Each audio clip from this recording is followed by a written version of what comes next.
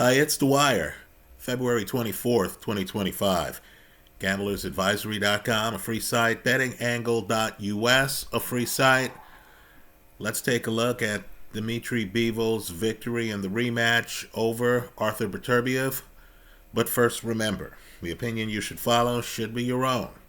Just consider this video to be a second opinion from a complete stranger online. Now, just a few comments here. I thought the strategy was interesting here. I thought the first fight hung over this fight. Let me make a few points. Let's talk about styles. First, I'm surprised Bivol took the fight. It worked out for him. Right? He delivered. His legacy is better than ever. It worked out for him. But I'm of the mindset that the first fight was a classic. I'm guessing at least 50% of the people out there thought that Bivol did enough to win the fight, or the fight was a coin flip that could have been awarded to either guy. Beterbiev is a puncher. Power is the last to go. I know he's 40, but power is the last to go. Bivol himself is well into his 30s.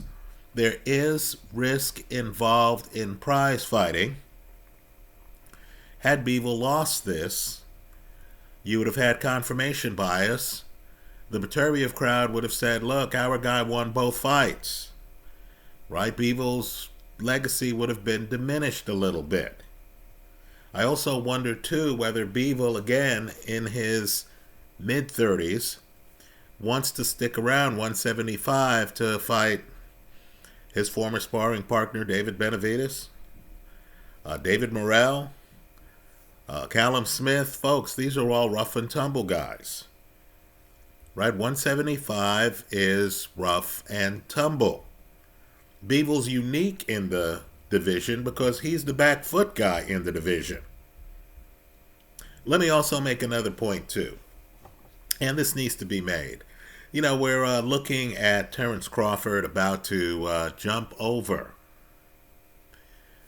160, about to not fight the other champions at 154. He is jumping to 168 to fight Canelo, right?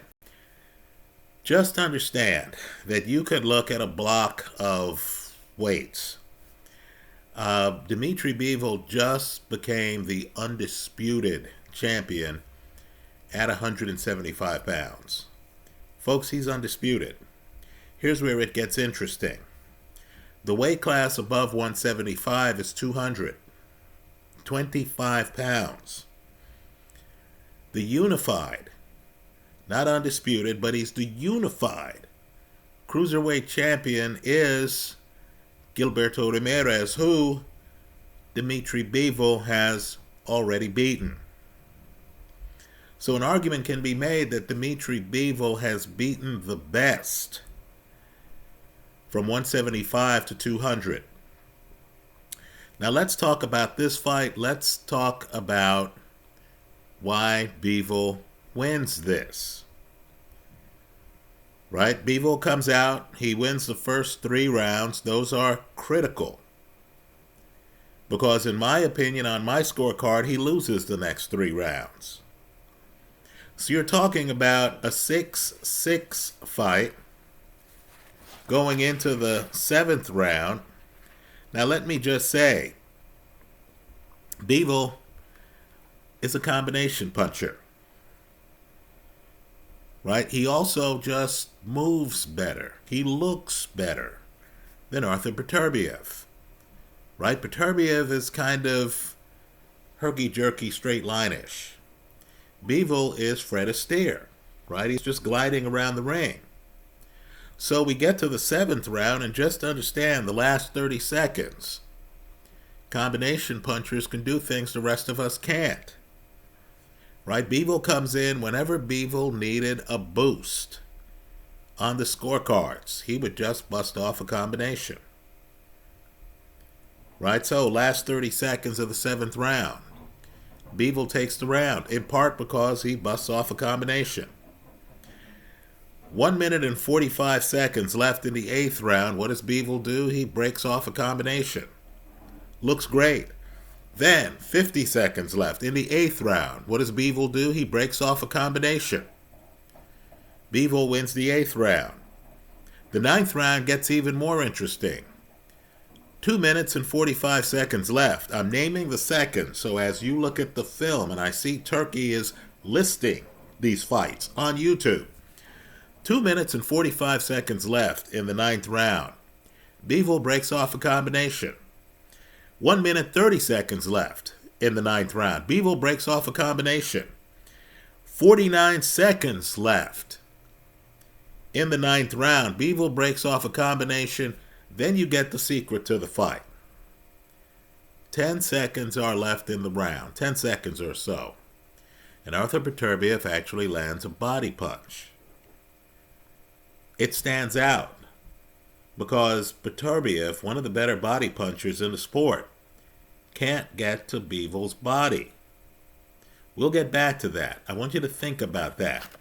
So we get to the 10th round, right? Just understand, same type pattern, where 1 minute and 10 seconds left, Dmitry Bivol breaks off a combination. Closing seconds of the 10th round, Bivol throws another combination. I thought Beterbiev wins the 10th round. Right? But understand, Bivol on my scorecard had won the 7th, 8th, and 9th rounds. In other words, after 9 rounds, Bivol has 2 groups of 3 rounds, 1, 2, 3, 7, 8, 9, and Beterbiev has 1 group of 3 rounds, 4, 5, 6.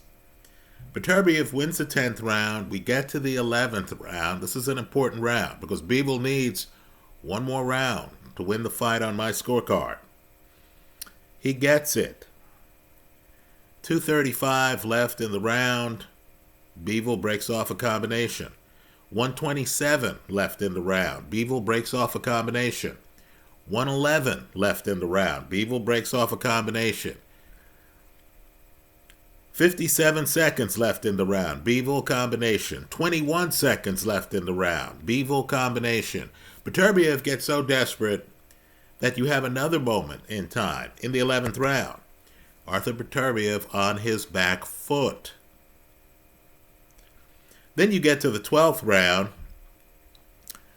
I thought Arthur Beterbiev wins the 12th round.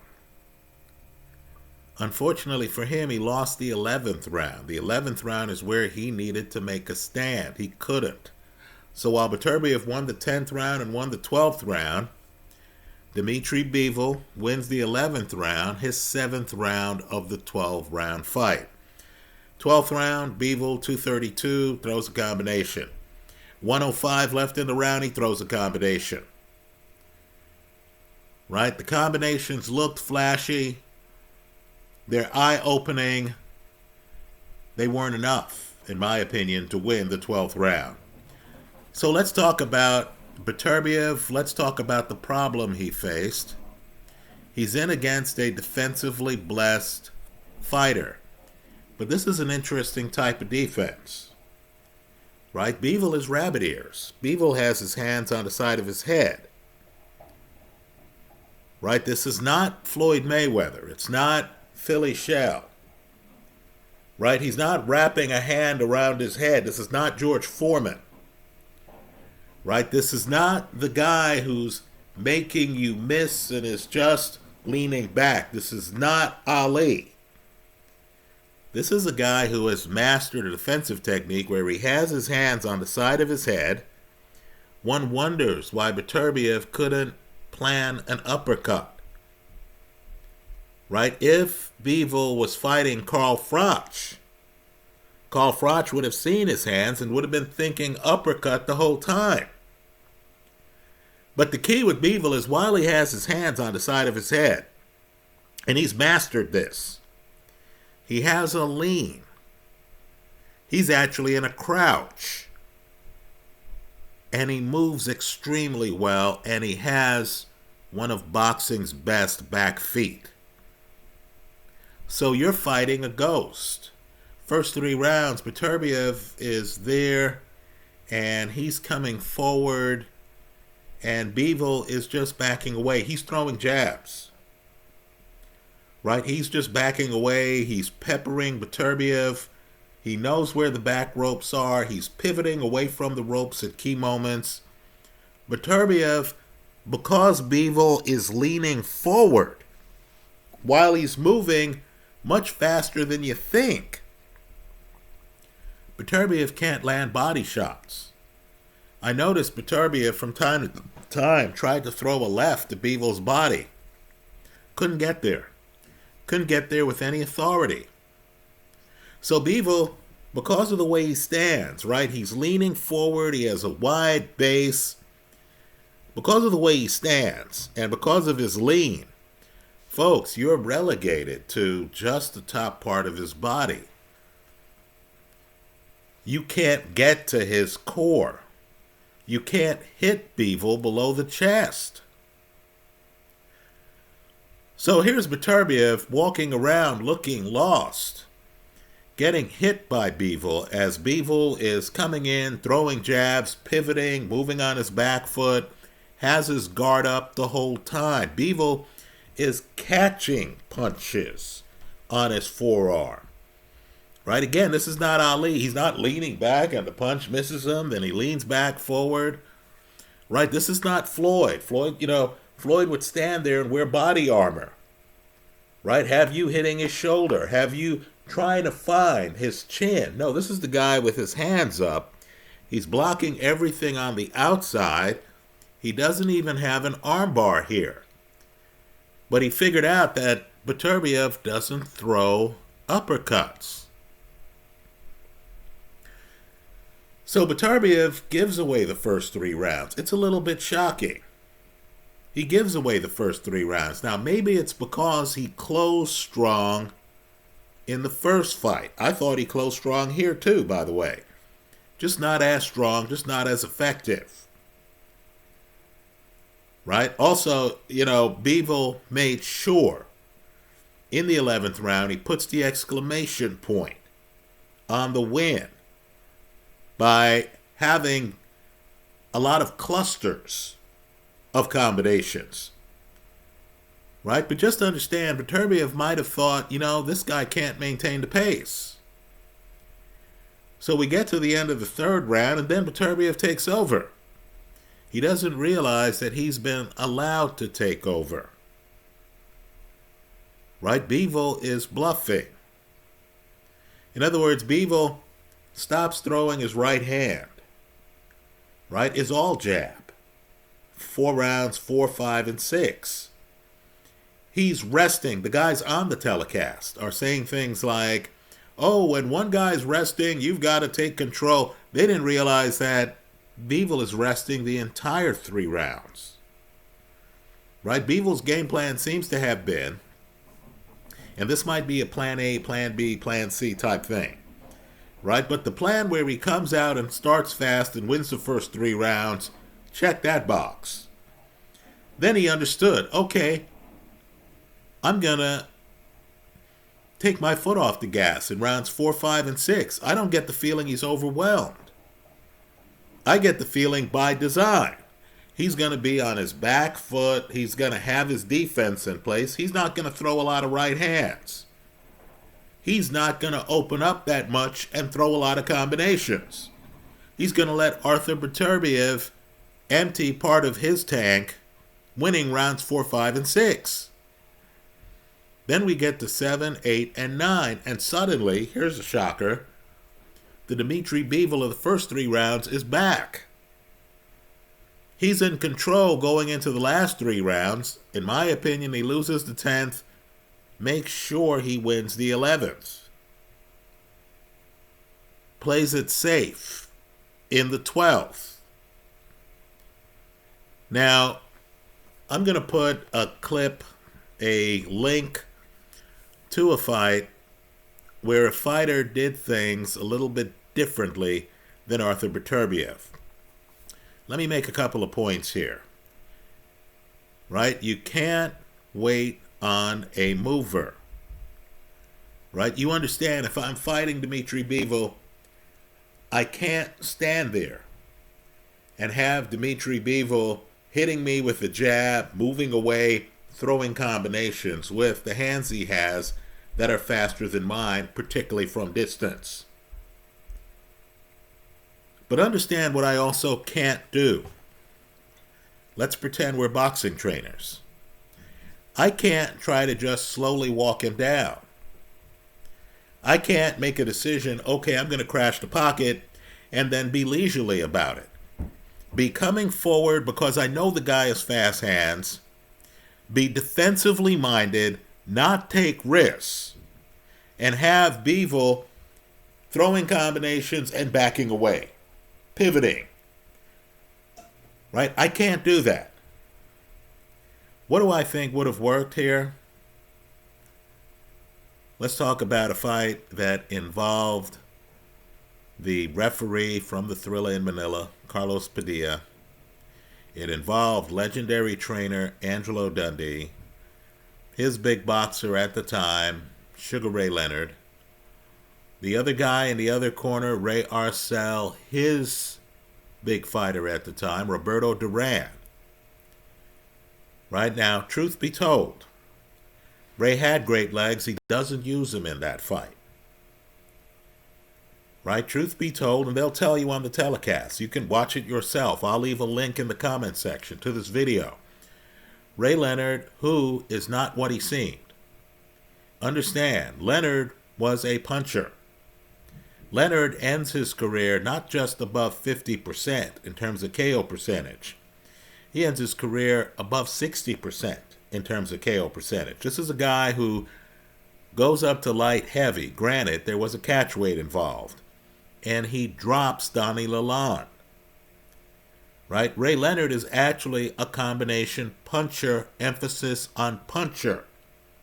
Don't be fooled by Ray's afro and Ray's happy-go-lucky persona. Leonard had a punch. Leonard had more of a punch than Dmitry Bivol. But understand who he was fighting. Roberto Duran, unlike Beterbiev in this fight, and I think Beterbiev knows he could have done better.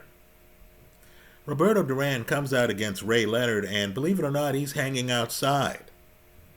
Right? The running joke at the beginning of the fight is that, Ray Leonard's flat-footed, and Roberto Duran is the person out here trying to box. Right? The announcers were expecting the opposite. Well, just understand, Duran figured out that he couldn't just be on his front foot trying to slowly walk down Ray Leonard, as Beterbiev is trying to do here against Bivol. No, what Duran does is he hangs outside, plans an entry point, throws a fake punch, and then literally runs into the pocket. Right? You're fighting Dmitry Bivol. You can't get to his body in round 1. You can't get to his body in round 2. When do you decide, particularly since you lost round 1 and you lost round 2, when do you decide that you've got to be rough and tumble to the point where you're going to get to Bivol's body one way or the other, even if you have to run in like a linebacker and start digging your shoulder into his chest and throwing body shots?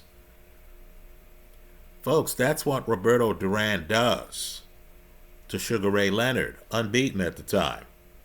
That's how Duran gives Leonard his first loss.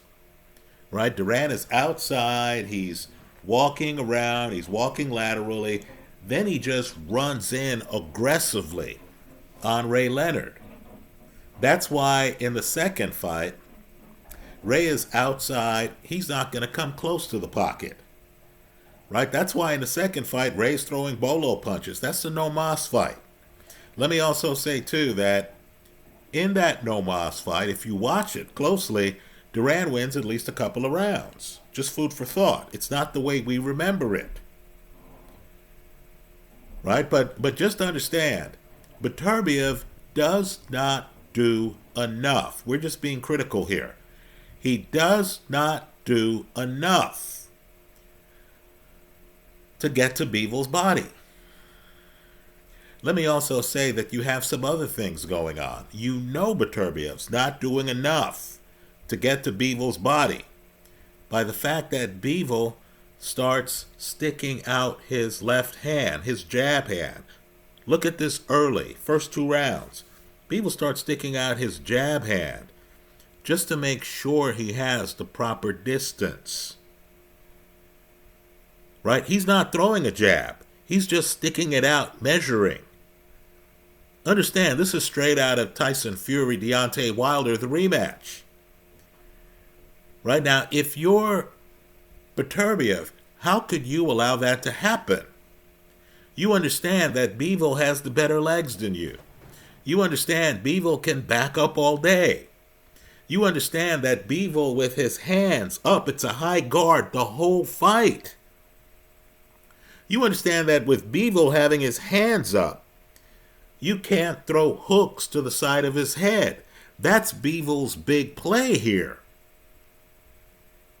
We know Beterbiev is, we'll call him an ear hunter, slightly behind the ear hunter. Right? Bivol has his hands up. He's not going to let Beterbiev upset his balance by hitting him on the side of the head. Okay, that's fine. Why isn't Beterbiev running in and trying to hit Bivol to the body?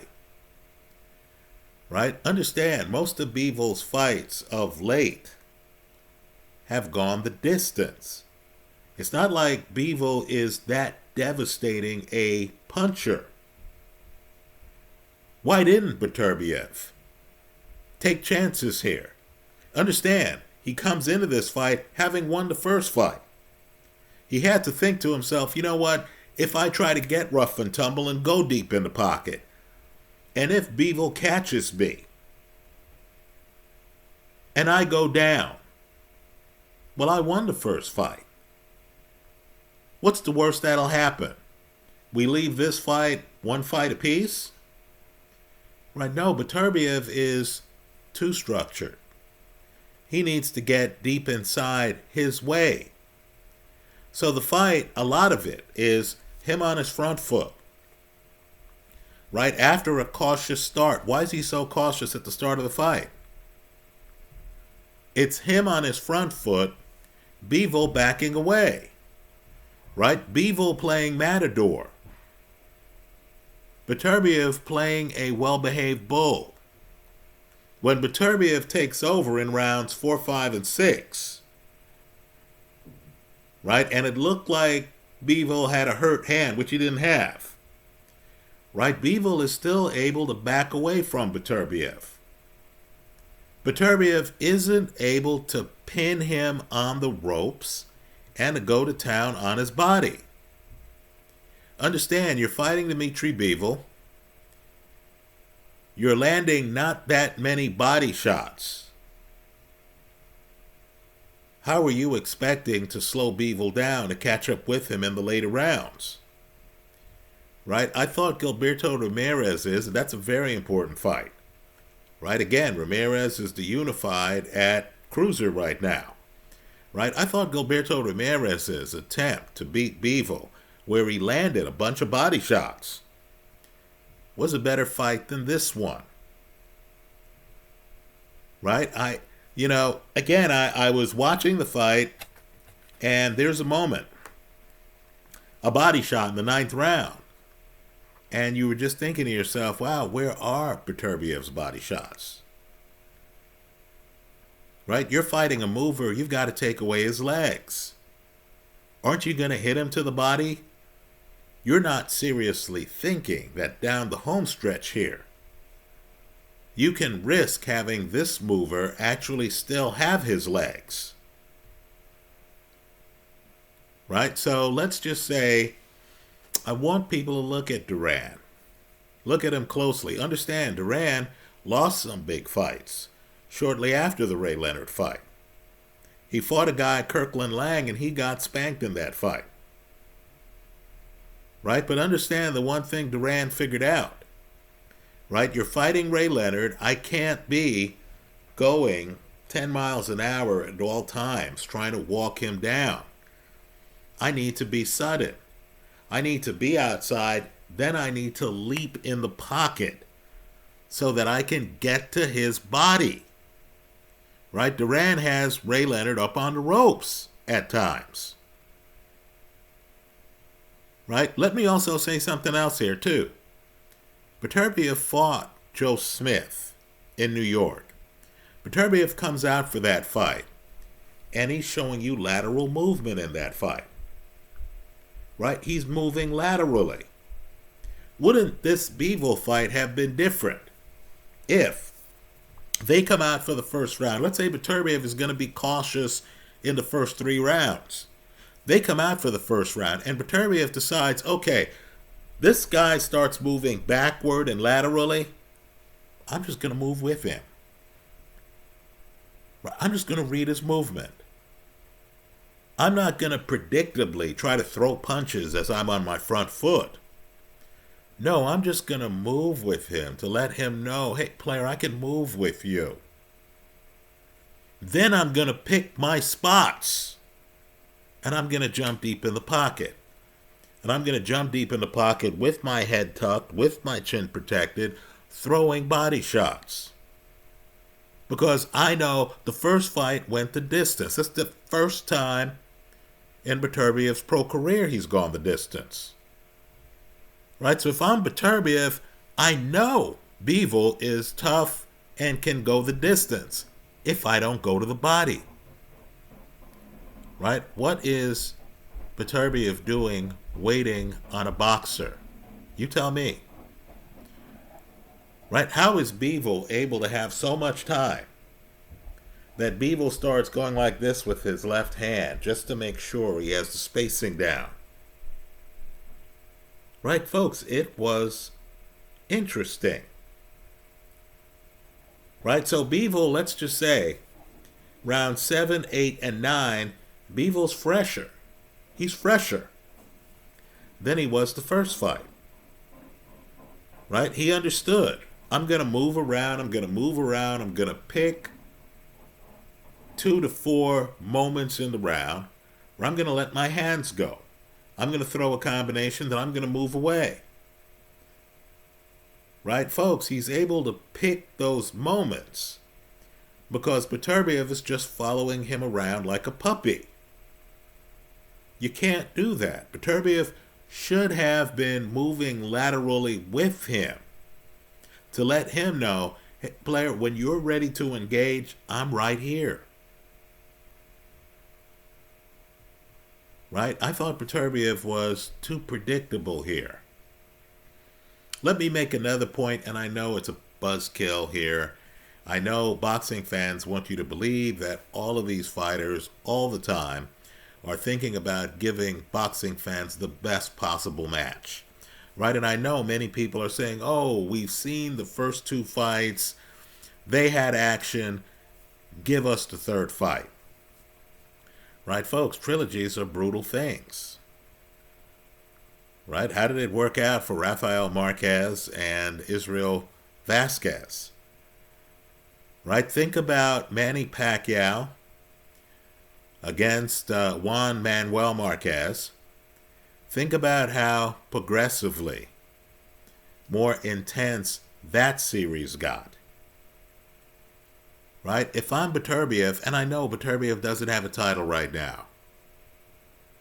That's understood. But if I'm Beterbiev, I'm thinking, you know what? Worse things have happened to me. I was a champion for years. I had a long stretch where nobody went the distance against me. I fought this guy. We're 1-1. Right? People can't claim I dodged him. I actually gave him a rematch. That fight went the distance. Right? Understand, a Beterbiev benefits, unlike Bivol, a Beterbiev benefits from this current light heavyweight setup. Right? Because if he fights Benavidez, where's he going to find Benavidez? Close to the pocket. Right? If he fights, name it, Joshua Buatsi, right? Where's he going to find Buatsi?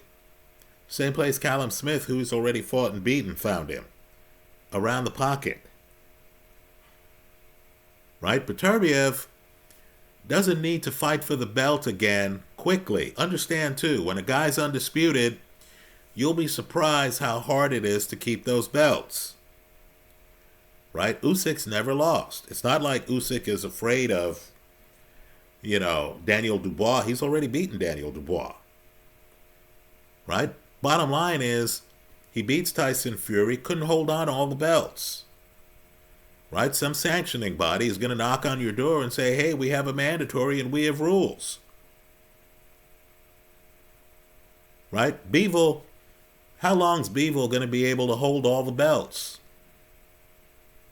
Is Bivol going to stick around to hold all the belts?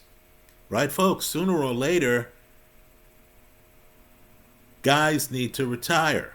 Right? As they say in the sport, either you retire from boxing or boxing retires you. Right? If Bivol leaves, Beterbiev, and Beterbiev's in his 40s right now, Beterbiev could have another shot at the title without fighting Bivol again. Right? It's a bad matchup for him. Bivol not only goes the distance twice with him, Bivol never goes down. So let me close this video with a simple question.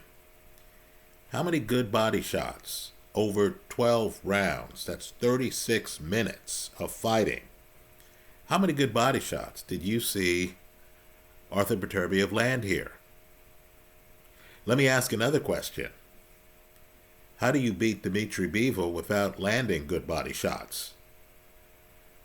Right? You're looking at these Beterbiev fights and you understand. Beterbiev is landing home run body shots on people like Callum Smith. Right? He's not just a headhunter. Why is he just a headhunter here? Why is he always moving forward? Couldn't he have done a Roberto Duran? Right? Moved laterally, then look like you're throwing a left hand. Suddenly, oh, you know what? It's a right hand and I'm deep in the pocket. How are you going to get me off your chest? I'm deep in the pocket and I'm throwing body shots. Right? Duran hits Ray Leonard, for crying out loud, with a bunch of body shots. Gilberto Ramirez, look up the CompuBox. Gilberto Ramirez against Bivol lands a lot of body shots. Look at the CompuBox numbers. Why couldn't Beterbiev here? Let me say this too. It's the 10th round. Right? Excuse me, it's the 11th round. A round he loses, where Beterbiev actually tries to be on his back foot. Why didn't he introduce that gambit, that moment of originality, right? That moment of uncertainty in Bivol's mind earlier in the fight? Didn't you always know where Beterbiev was going to be in this fight? You knew he was going to be on his front foot. You know he was going to be coming forward on Bivol. In boxing is predictability like that, particularly against this opponent. Bivol was a belt holder for years, folks. Right? Bivol has fought Canelo, for crying out loud. He's been involved in other big events. It's not like Bivol is going to say, oh, this guy's on his front foot. Oh, I'm panicking. No, Bivol fought Joe Smith. Bivol has fought punchers. Right? How do you beat Bivol if you're just continually on your front foot trying to walk him down? And you're not even being sudden about it like a Roberto Duran. Right? To me, the answer is you don't. Bivol wins this fight on my scorecard 7-5. I gave Beterbiev rounds 4, 5, 6, 10, and 12. Right? I think Bivol is pacing himself to the point where he wins the first 3 rounds and then decides, I'm going to rest for the next 3. And he's defensively blessed enough to survive the next 3 rounds against Arthur Beterbiev. right? While Beterbiev looked good on his front foot in those rounds, it's not like Bivol is staggered and is about to go down, right? Bivol knew the fight wasn't going to be stopped because he started fast and he really wasn't getting cuffed around. Those are my thoughts. Let me hear yours in the comment section of this YouTube video. Thanks for stopping by.